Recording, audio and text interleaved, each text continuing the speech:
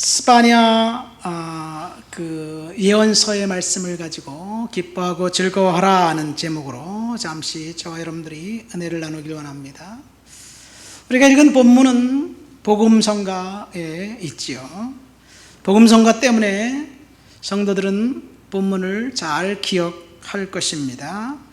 내용이 너무 좋아요. 너희 하나님 여호와가 너희 가운데 계시니 그가 구원을 베푸실 전능자다. 그 찬양을 부르면 하나님이 진짜 우리와 함께 하시는 것 같고 하나님이 진짜 이곳에 임재한 것 같습니다. 그렇죠. 근데 느낌이 아니라 사실 하나님의 약속은 저와 여러분들에게 이 말씀처럼 그대로 역사하시고 이루어 주실 줄 믿습니다. 근데 오늘 이 본문을 누구에게 했느냐라는 것이 중요한 질문입니다.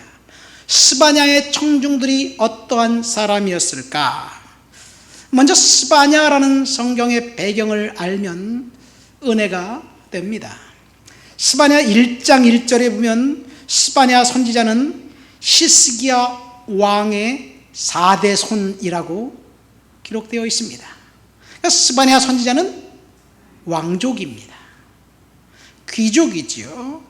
하나님께서 그 왕족 중 한 사람을 선지자로 쓰셨다는 것. 사실 구약 성경에 나온 선지자들은 농부도 있고 왕족도 있고 제사장도 있는데 스바냐 선지자는 고귀한 그 신분의 사람이었습니다. 사실 스바냐가 하나님으로부터 메시지를 받기 전 약 75년에 걸쳐서 하나님은 유다의 어떤 예언과 말씀도 하지 않으셨다는 것, 하나님이 침묵하셨다는 것, 그것을 우리는 알 수가 있습니다. 그럼 언제부터 하나님이 침묵하셨느냐?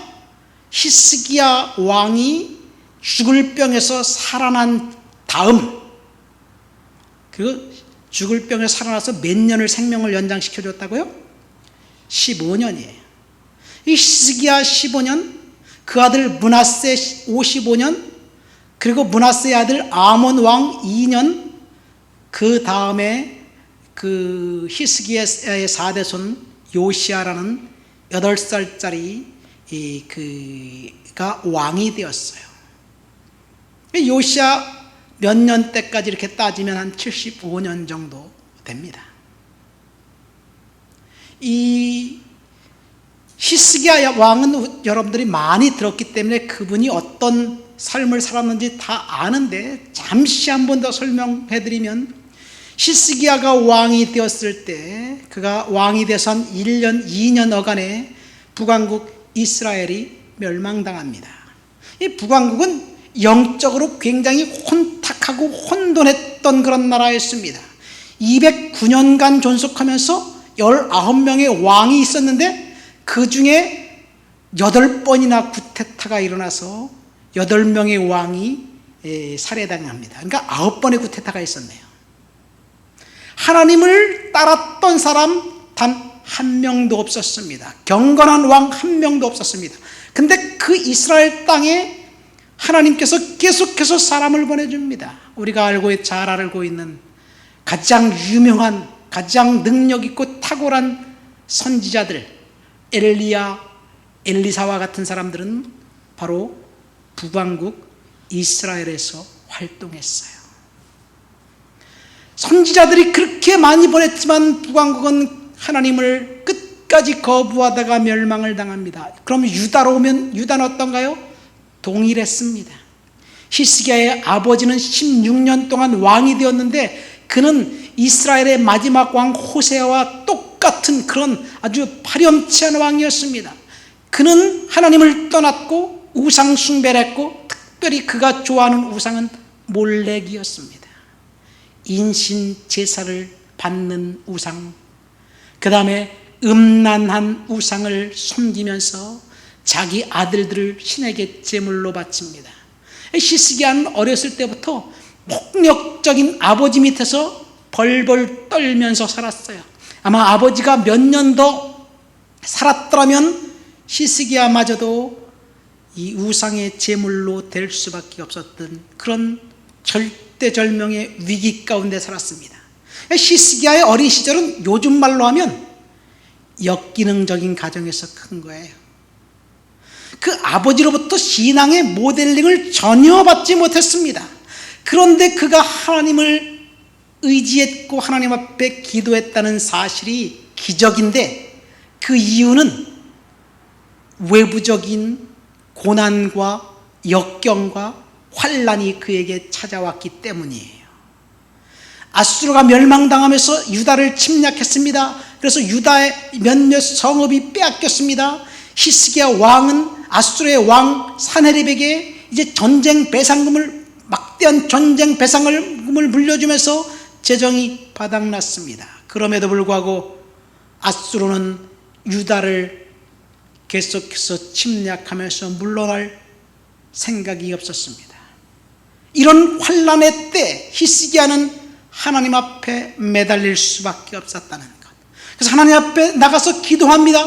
그래서 하나님께서 기도를 통해서 아수르 그 병사들을 물리치는데, 하룻밤 사이에 아수르 병사들 18만 5천 명이 송장이 되어버렸어요. 지네들끼리 서로 치고받고 싸우다 다 죽은 거예요. 그리고 그날 날이 새자 이 왕의 막사에서 자고 있었던 왕이 보니까 다 죽었어요. 그래서 꽁지가 빠져라 도망갔는데, 도망갔다가 본국에서 아수르 왕이 살해당합니다. 이렇게 히스기야는 기도를 통해서 국난을 극복했습니다. 위기가 찾아왔을 때 하나님 앞에 기도했고 그에게 하나님 응답해 주셨어요. 여러분, 때때로 우리가 고난과 역경과 힘든 상황이 있을 때 그것이 우리에게 저주라고 생각되지만, 사실은 위기가 기회가 된다는 사실, 고난이 하나님의 축복이 된다는 사실, 그것은 오늘날도 변함없는 진리입니다. 우리가 하나님을 언제 하나님 앞에 매달리고 기도하느냐? 평안할 때는 우리 사실은 기도하지 않아요. 기도 제목이 있고 어렵고 힘든 일이 있으면 하나님 어떻게 되나요? 그렇게 매달리고 기도하지요. 자, 기도로 전쟁에서 승리했습니다. 그런데 이번에는 히스기야 왕이 죽을 병이 들었어요. 이제 죽을 것이다. 그러니까 그 얘기를 듣고 또다시 성전에 나가서 이번엔 벽을 향해서 얼굴을 대고 하나님 앞에 통회하고 자복하면서 회개하고 기도합니다. 그랬더니 하나님이 생명을 15년간 연장시켜 주었어요. 그리고 성경에는 15년간 생명을 연장받고 난 다음에 히스기야에 대한 이야기는 나오지 않습니다. 생명을 연장받고 난 다음 3년쯤에 낳은 아들이 므낫세인데, 그 아들이 유다를 완전히 하나님으로부터 떠나게 만들었던 그런 사악한 왕, 남북 왕조를 통틀어서 가장 오랫동안 55년 동안 통치했던 그 사람이 므낫세인데, 므낫세는 그 할아버지보다 한술 더 떴습니다. 므낫세는 이사야 선지자를 살해했고요, 므낫세는 성전에 이 남창의 집을 만들어서 성전을 정말 하나님이 가장 증오하시는 그곳으로 만들었고, 므낫세는 이 우상을 숭배했는데 바알 아세라뿐만 아니라 그 할아버지처럼 몰렉에게 인신제사 풍습을 따랐습니다. 그래서 예루살렘 상점에서는 집집마다 우상과 신상을 판다는 광고들이 나붙었습니다. 그래서 집집마다 우상들이 있었어요. 하나님께 선택받은 백성들이 이방인들보다 더 하나님을 멸시했습니다. 그리고 그 아들 아몬이 왕이 되었는데, 그 아들 아몬 역시 아버지 므낫세처럼 사악했습니다. 그래서 결국은 그 아들 아몬은 2년 만에 신하들에게 살해당하고, 그리고 므낫세의 손자 8살짜리 왕 요시야가 이제 왕이 됩니다. 이런 배경에 활동했던 선지자가 바로 스바냐입니다. 스바냐 예언 특별히 1장 15절 말씀 보십시오. 여호와의 큰 날이 가까운데 이 여호와의 날에는 심판과 분노의 날이요, 환난과 고통의 날이요, 패망의 날이요, 캄캄하고 어두운 날이요, 구름과 흑암의 날이다. 그러니까 스바냐 선자의 메시지는 심판입니다. 근데 우리가 읽은 본문은 심판과는 전혀 상반된 희망과 하나님의 은혜가 충만합니다. 그리고 이 스바냐의 메시지를 듣고 8살의 왕이 된 그 요시야 왕은 다시 하나님 앞에 철저하게 돌아와 하나님 앞에서 신앙을 회복하려고 발버둥 쳤습니다. 오늘 본문은 요시야 왕의 개혁이 있기 전에 있었던 이야기입니다. 당시의 사회상이 얼마나 참혹했는지 우리 2장 1절 2절 3장 1절 2절만 한번 볼까요? 2장 1절과 2절 성경을 펴놓으라 했으니까 한번 다 같이 읽어보시겠습니다. 수치를 모르는 백성아 모일지어다 모일지어다. 명령이 시행되어 날이 겨같이 지나가기 전 여호와의 진노가 너희에게 내리기 전 여호와의 분노의 날이 너희에게 이르기 전에 그리할지어다. 3장에 가볼까요? 패역하고 더러운 곳 포악한 그 성읍이 화 있을진저 그가 명령을 듣지 아니하며 교훈을 받지 아니하며 여호와를 의뢰하지 아니하며 자기 하나님에게 가까이 나아가지 아니하였도다. 그러니까 스바냐의 청중들은, 당시 사람들은 수치를 모르는 백성들이었습니다. 당시 사람들이 살고 있었던 성읍은 패역하고 더러운 성읍, 그리고 포악한 성읍이었습니다.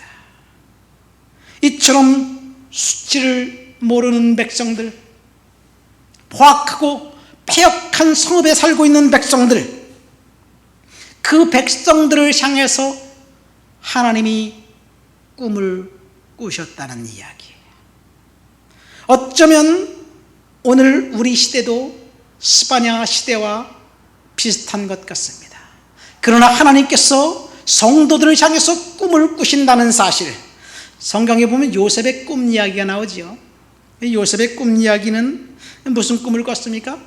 그가 형들과 함께 곡식단을 딱 묶었는데 어느 꿈에 보니까 그가 묶은 곡식단이 가운데 딱 쓰더니 형들이 묶은 곡식단 11개가 자기가 묶은 곡식단에게 절을 하는 거예요.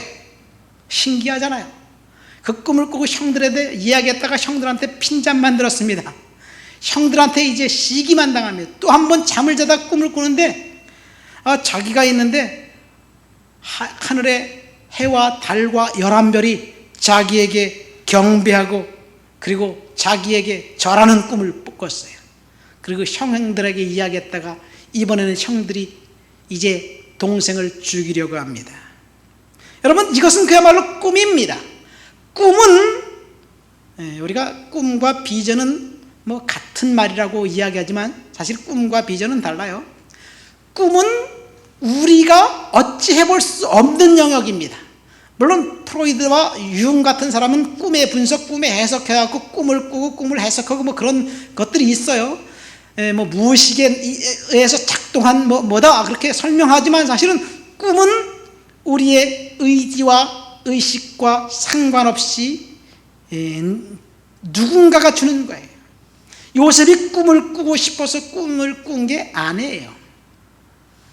제가 유학 가기 전에 영어 공부를 해야 된다고 그래서 민병철 생활영어를 테이프가 늘어지도록 귀에 꽂고 다니면서 열심히 영어 공부를 했어요. 근데 영어를 가르치는 선생님이 나한테 무슨 얘기를 하냐면 영어를 마스터하고 싶으냐? 그럼 영어 꿈을 꿔라.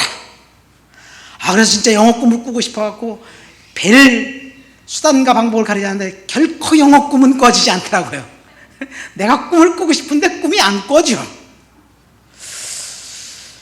여러분, 꿈은 우리가 무엇인가 할 수 있는 영역이 못 됩니다. 요셉이 꿈을 꿨지만 사실 요셉이 꿈을 꾼 것이 아니라 요셉을 통해서 하나님이 꿈을 꾸신 거예요.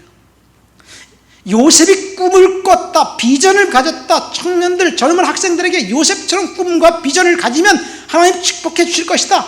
요거는 설교자들이 그렇게 해석한 거지, 많은 사람이 요셉의 예를 통해서 젊은이들의 꿈과 희망과 비전을 불어넣어주고 그리고 젊은 청년들, 학생들이 은혜를 많이 받지만 사실은 요셉처럼 큰 꿈을 꾸라고 역설하는 것, 의도는 좋지만 논리는 틀렸습니다. 요셉은 결코 꿈을 꾸지 않았습니다. 하나님께서 요셉을 통해서 꿈을 꾸신 것입니다. 하나님께서 아브라함과 약속했던 그 언약을 생각하면서 아브라함에게 창세기 15장에 보면 이제 그 롯과 결별하고 난 다음에 하나님이 다시 나타나요. 그래서 하나님이 아브라함과 약속합니다. 네 후손들이 400년 동안 이방에 객이 되어서 거기서 종살이하고 노예 생활할 것이다. 네 후손들이 4대 만에 이 땅으로 다시 돌아올 것인데 그때서야 비로소 내가 이 가나안 땅, 약속의 땅을 400년 후에 주겠다. 그러면서 아직 아모리족 속의 죄악이 가득 차지 않았기 때문에 그들에게 기회를 주는 것이다. 이런 이야기를 합니다. 어쨌든 하나님이 요셉을 통해서 꿈을 꾸셨습니다. 스바냐 청중들 역시 수치를 모르는 백성들이었습니다. 그 성읍은 폐역하고 더럽고 포악한 성읍이었는데, 그래서 이제 유다는 멸망당할 수밖에 없었는데 하나님께서 그들을 속에서 꿈을 꾸시기 시작한 거예요. 그들은 하는 일마다 비열하고 참혹하고 더러운 일들만 하고 있었습니다. 그런데 하나님께서 그들을 통해서 몇 명을 선택해서 하나님의 꿈을 꾸십니다. 그 사람들이 누구냐? 남은 사람들이에요. 오늘 본문 12절 13절 말씀을 읽어볼까요? 본문 12절 13절 말씀을 한번 읽어보시겠습니다. 내가 곤고하고 가난한 백성을 내 가운데 남겨두리니 그들이 여호와의 이름을 의탁하여 보호를 받을지라.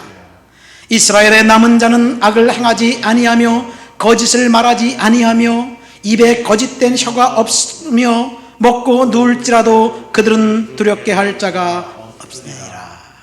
여기 보면 12절에 가난한 백성을 네 가운데 남겨두리니, 남겨두는 백성들이 있다는 얘기예요. 13절의 말씀 보면 이스라엘에 남은 자들이 있다는 말씀이에요. 폐역하고 포악한 성읍에 살고 있었던 비열한 백성들 중에서, 곤고하고 가난한 백성들 중에서 하나님이 소수를 남겨두어서 그들을 통해서 하나님이 새로운 꿈을 꾸시기로 작정하신 것입니다. 그래서 이스라엘의 남은 자들은 그들을 통해서 하나님께서 이스라엘을 회복시키고 축복해 주실 그 꿈을 하나님이 꿈을 꾸신 거예요. 하나님의 꿈은 남은 백성들을 통해서 이루어집니다. 스바냐와 동시대에 살았던 예레미야 선지자는 이 사실에 대해서 내가 새 언약을 이 백성들에게 허락해 주겠다라고 약속하셨습니다. 스바냐 선지자는 이스라엘의 남은 백성들을 통해서 꿈을 꾸셨고, 스바냐와 동시대 활동했던 예레미야 선지자는 새 언약을 허락해 주셨어. 이제 묵은 언약, 옛 언약은 갈아엎으시고 새로운 일을 하시겠다는 약속입니다. 아까도 이야기했지만 스바냐 청중들은 수치를 모르는 백성들이었습니다. 폐역하고 더러운 성읍이었습니다. 그런데 하나님이 그들 중에 몇 명을 뽑아서 남은 자들을 세우시고 하나님이 그들을 통해서 꿈을 꾸시고 그 남은 자들이 훗날 메시아를 기대하는 메시아닉 백성들이 됩니다. 어쩌면 지금 우리 시대는 스바냐 시대와 동일합니다. 참혹한 성읍에 사는 백성들은 수치를 모릅니다. 우리 주위를 둘러보십시오. 하나님을 거부하고 성경 말씀을 철저히 파괴하려는 조직적인 움직임이 있습니다. 오늘날 사람들이 숭배하는 하나님 신은 더 이상 절제와 성결과 거룩을 요구하는 하나님이 아닙니다. 교회가 성경이 사람들에게서 거부당하는 이유는 성경이 말씀이 교회에서 자꾸 사람들의 양심을 건드려요. 너 그렇게 하면 안 돼, 죄야. 거기서 떠나야 돼, 저주받아. 성결하고 거룩하게 살아야 돼. 예? 성별된 삶을 살아야 돼. 이렇게 이야기하는데 세상에서 우리가 원하는 것은 쾌락과 성적인 만족과 이 우리의 말초신경을 자극하는 것들만 우리의 머릿속에서 계속해서 들어옵니다. 아이들에게 컴퓨터 게임, 스마트폰 게임을 하지 말라고 절제시키면 아이들이 부모의 말을 듣나요? 학교 선생님, 이준 선생님, 아이들한테 스마트폰을 뺏으려고 하면 아들이 그냥 그대로 주나요?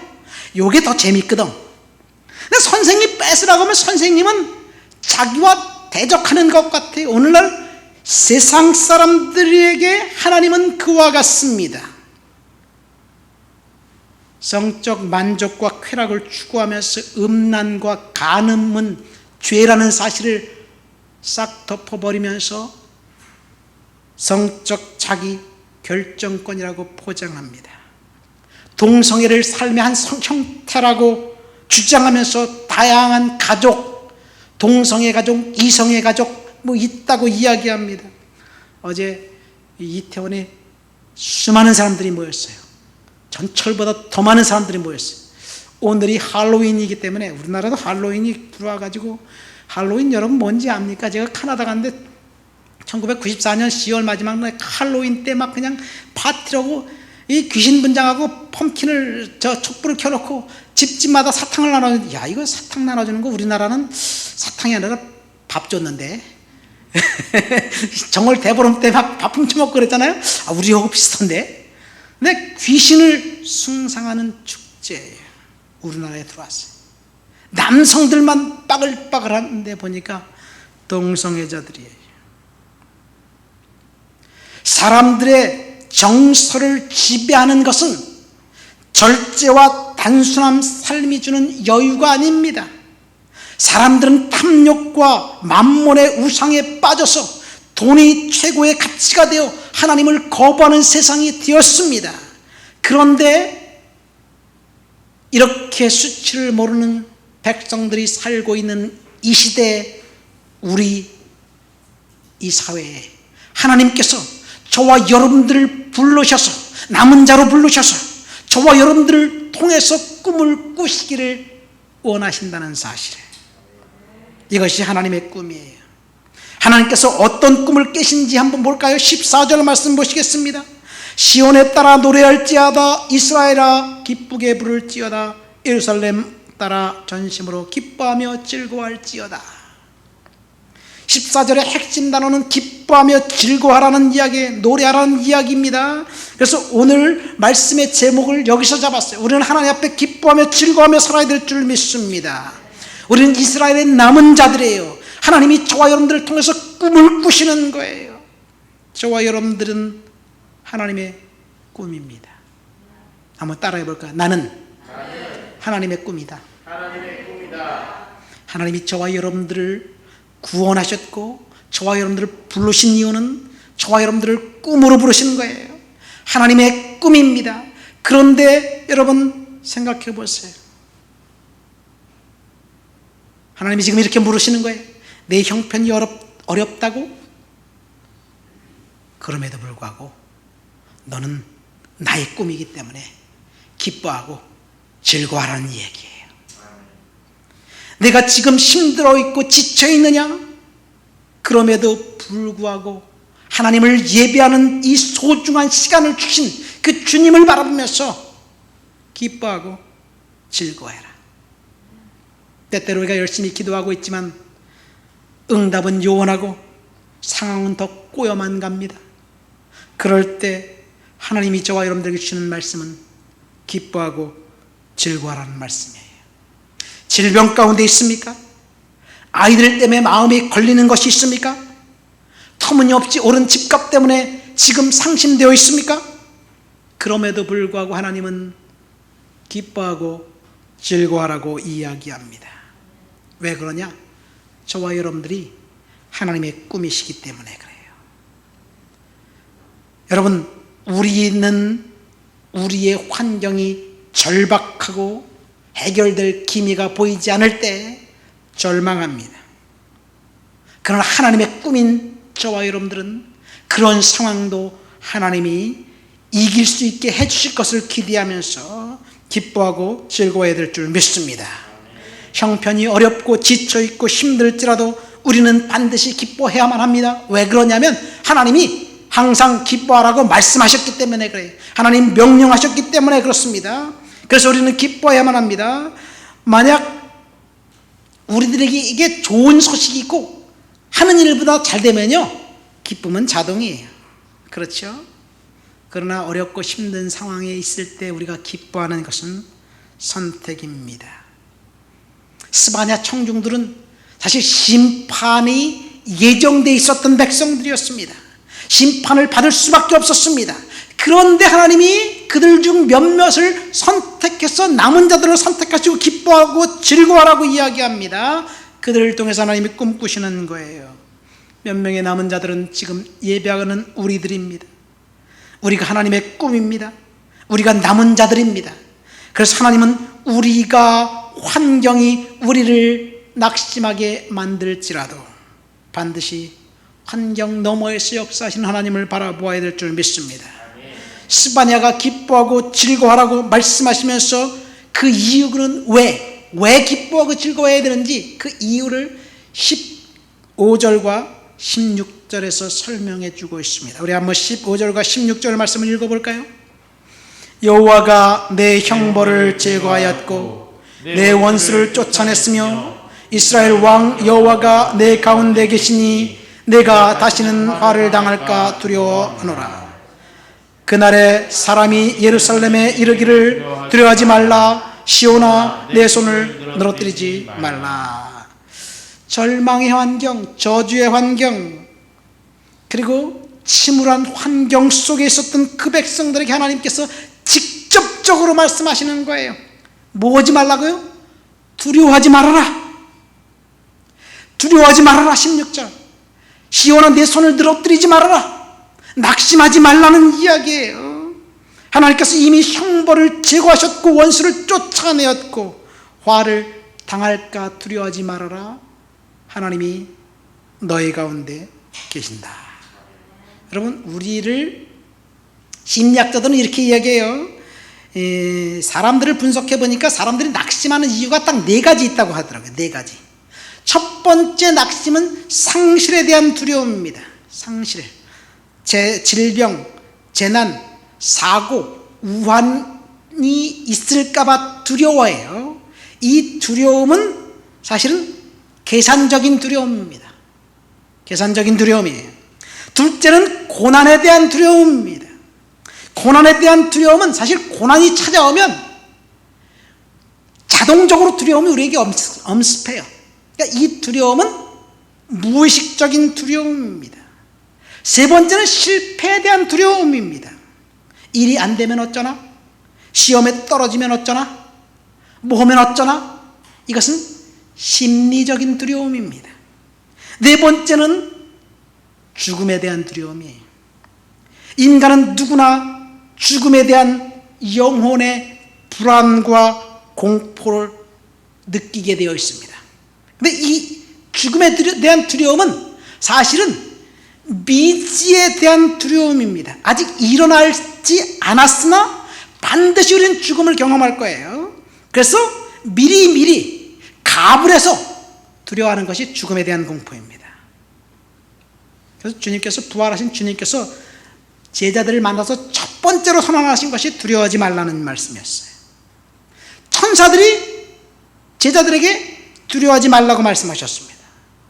이 여호수아가 이스라엘 백성들을 이끌고 가나안 땅에 들어가기 바로 직전에 두려웠어요. 그래서 여호수아 1장에 보면 계속해서 하나님이 두려워하지 말아라.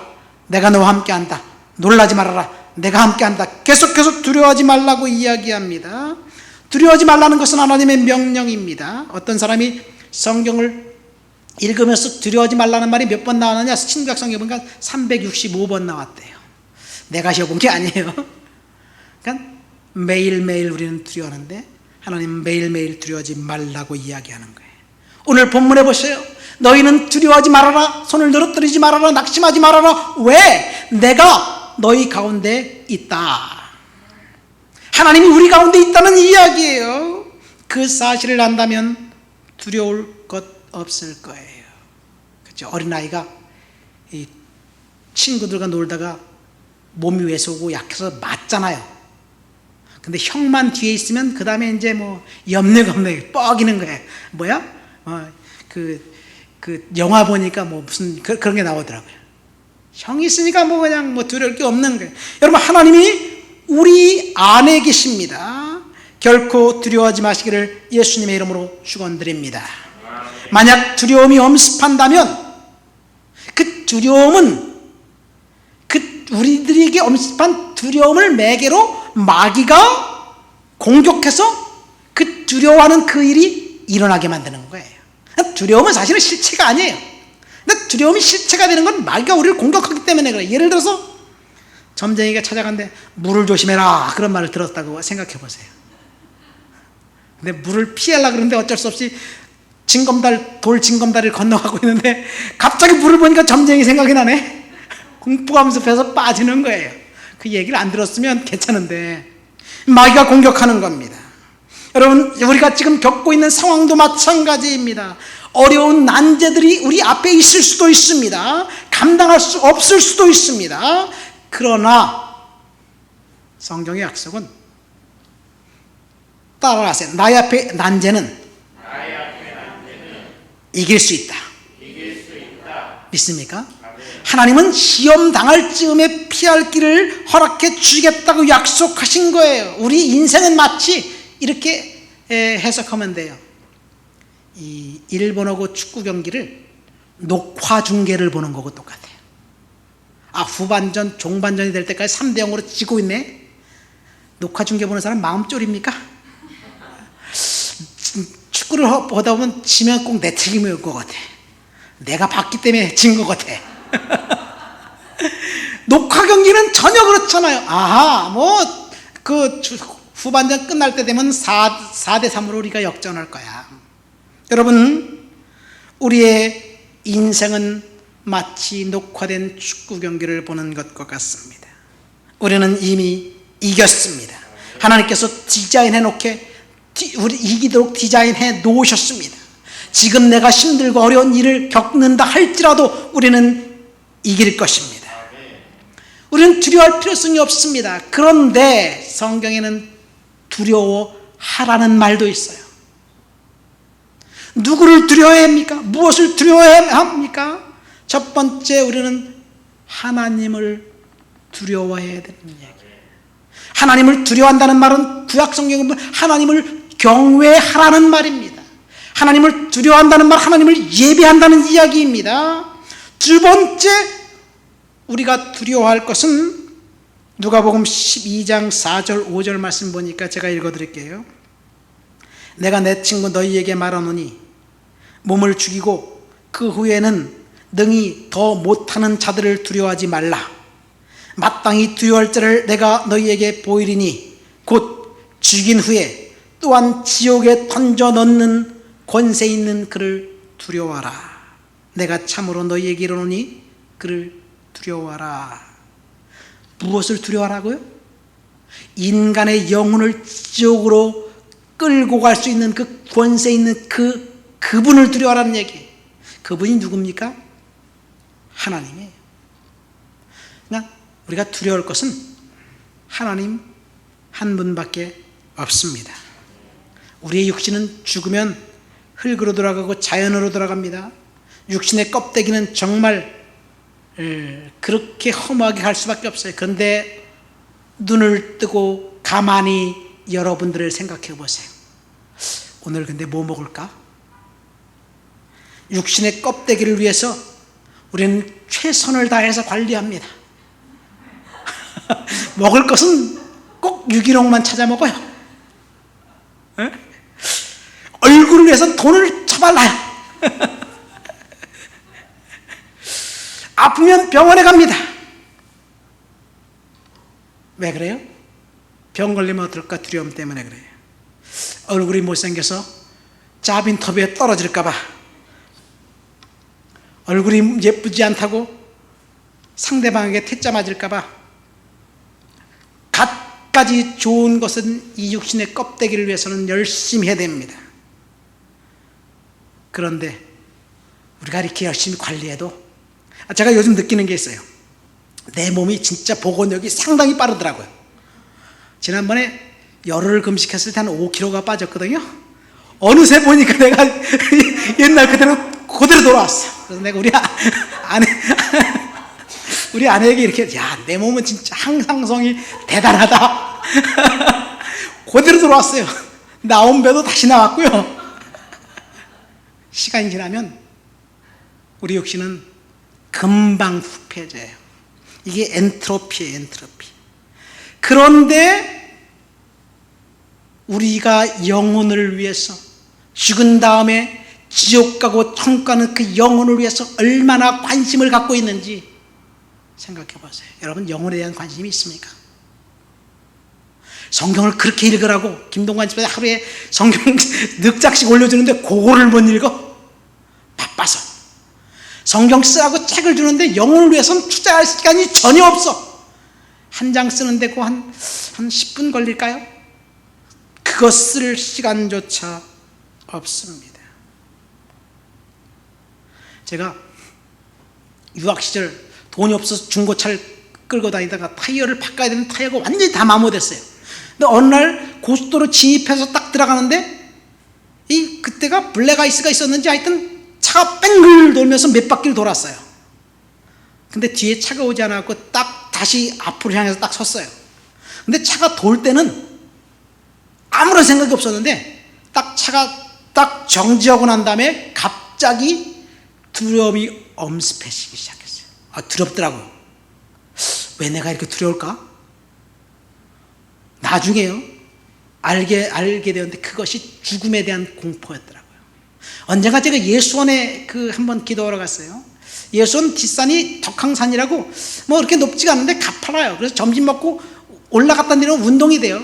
그래서 점심 먹고 올라가는데 일행과 함께 이렇게 올라가다가 내가 무슨 일이 있었는지 한 5분 정도 늦게 떠났어요. 그래서 사람들하고 같이 이야기하면서 올라가면 재밌는데, 그래서 그 사람들을 빨리 따라가려고 앞으로 가는 걸 보고 새길 있는 줄 알고 새길을 향해서 갔는데 올라가 보니까 반대쪽 봉우리네.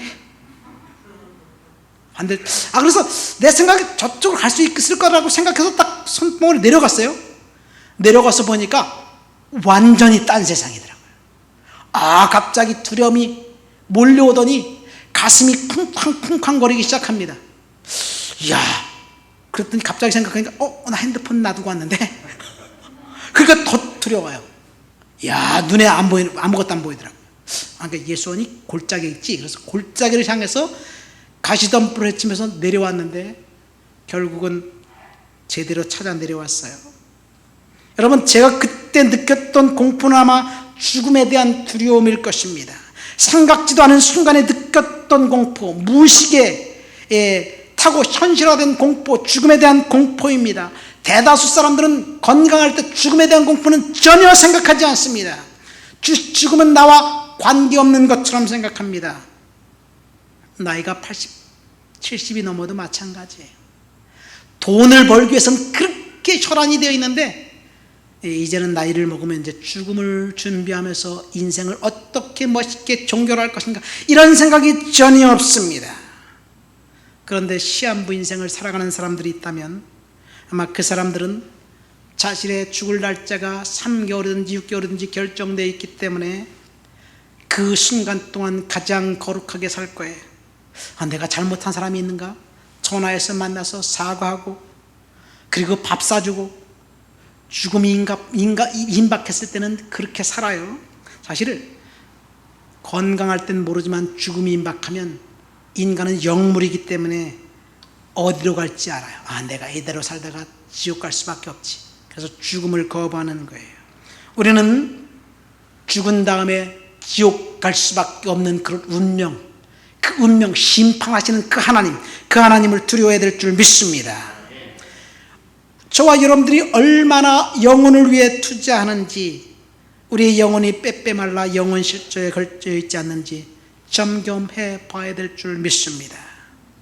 80년, 90년, 요즘은 재수 나쁘면 100살까지 산다는데, 100살까지 살 때까지 이 육신을 위해서는 그렇게 열심히 투자하면서 영혼을 위해서는 관리하지 않는 우리의 모습, 주님 앞에 보아야 될 줄 믿습니다. 하나님 앞에 우리는 다른 거는 다 두려워하지 않더라도 영혼을 위해서 하나님을 두려워해야 될 줄 믿습니다. 진짜 두려워해야 할 것은 사실 가공된 두려움, 바이러스가 내게 덮친 공포, 그런 것이 아닙니다. 우리가 두려워할 것은 죄입니다. 거룩하지 않은 죄의 본성을 두려워해야 될 줄 믿습니다. 하나님을 예배하는 자들을, 두려워하는, 하나님을 두려워하는 사람들이, 그래서 하나님 앞에 회개하는 거예요. 말씀을 맺습니다. 오늘 우리는 스바냐 예언을 통해서 기뻐하고 즐거워하라는 제목으로 설교를 들었어요. 사실 스바냐의 예언은 하나님의 꿈인 유다의 남은 자들에게 주신 하나님의 약속이에요. 하나님을 배반했던 그 백성들은 심판받을 수밖에 없었습니다. 형벌받을 수밖에 없었습니다.